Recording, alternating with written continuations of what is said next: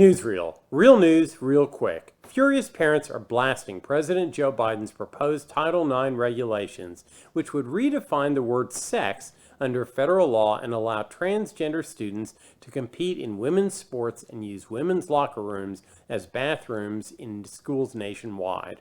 A record-breaking 184,000 people have commented against the proposal, as the comment period will end on Monday night.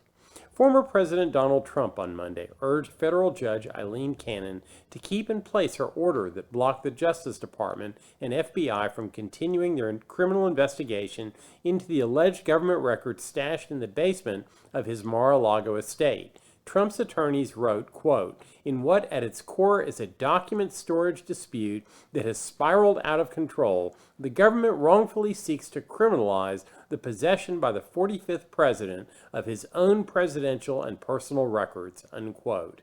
The Biden administration is scrambling to head off freight rail strikes at the end of this week that could cost as much as $2 billion per day, further choking supply chains and causing what the U.S. Chamber of Commerce has warned would be an economic disaster.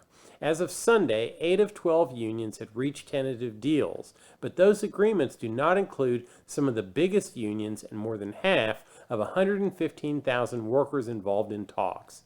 A New Shepard rocket crashed back to Earth shortly after liftoff on Monday in the first launch accident for Jeff Bezos's Blue Origin space travel company. But the capsule carrying experiments managed to parachute to safety. No one was aboard the flight, which used the same kind of rocket as the one that sends paying customers to the edge of space. The rockets are now grounded pending the outcome of an investigation by the Federal Aviation Administration. Approximately 15,000 private sector nurses in Minnesota have launched a 3-day strike as they push for higher pay and better staffing in a healthcare system that has been stretched to its limits during the COVID-19 pandemic.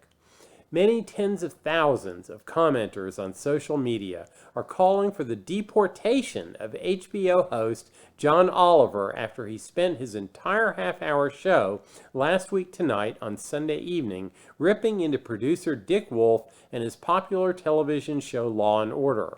Oliver criticized the show for consistently painting police officers working to apprehend criminal sex offenders as good guys. And that's the way the world is. See you next time.